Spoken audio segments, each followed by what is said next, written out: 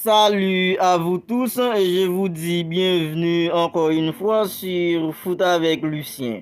Alors, je suis hyper content de vous retrouver dans cette nouvelle vidéo dans laquelle on va parler de la masse salariale du Barça qui semblerait être le principal obstacle au recrutement.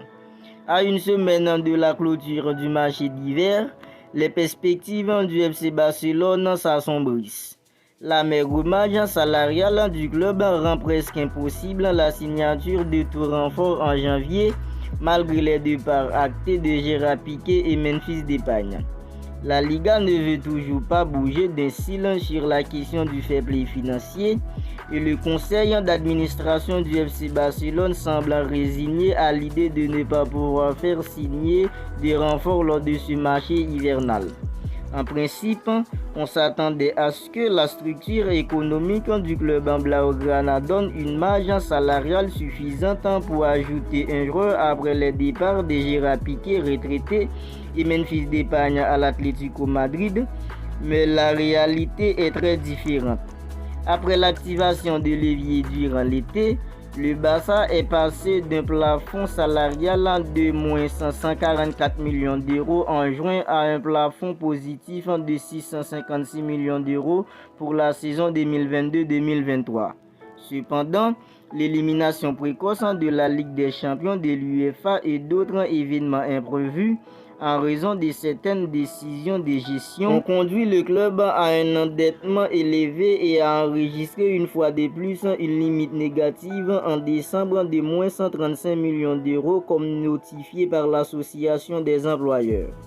Les salaires des renforts arrivés pendant l'été et les 26 millions d'euros que l'institution a perdus après l'élimination en Ligue des Champions ont encore assombri le tableau, même si le départ à la retraite de Gérard Piqué a libéré 5 millions d'euros de salaire, tandis que le transfert de Memphis Depay à l'Atlético Madrid a été bouclé à 3 millions d'euros. Dans ce sens, Joan Laporta, le président du Barça, espère réduire le budget du club qu'il à 100 millions d'euros pour la saison prochaine. La réduction des dépenses doit être généralisée et c'est pourquoi il est pratiquement impossible de trouver des options peu coûteuses pour l'équipe première lors de cette fenêtre de transfert. Selon la Liga, la seule façon pour le Barça d'augmenter sa marge salariale serait de réaliser une ou deux ventes cette semaine. Ce que ni le conseil d'administration ni le staff en catalan ne voient d'un bon œil. Des joueurs comme Franck Kessié, Eric Garcia, Hector Bellerin ou encore Ferran Torres ont été considérés comme transférables par une partie de la presse catalane, mais Xavi Hernandez, l'entraîneur du Barça, a clairement fait savoir que le club n'était pas en mesure de perdre d'autres joueurs pour le moment. Le manque d'offres attractives sur ce marché est la principale raison pour laquelle le Barça ne souhaite pas vendre pour le moment. Les possibilités d'un échange avec l'Atlético Madrid, de Depay contre Yannick Ferreira Carrasco et d'un autre avec l'Inter Milan avec Franck Kessié et Marcelo Brozovic ont été évoquées, mais se sont évanouies au fil des jours, tout comme l'option de faire revenir Pierre-Emerick Aubameyang. Le Barça devra donc se contenter de ce qu'il a pour le reste de la saison 2022-2023.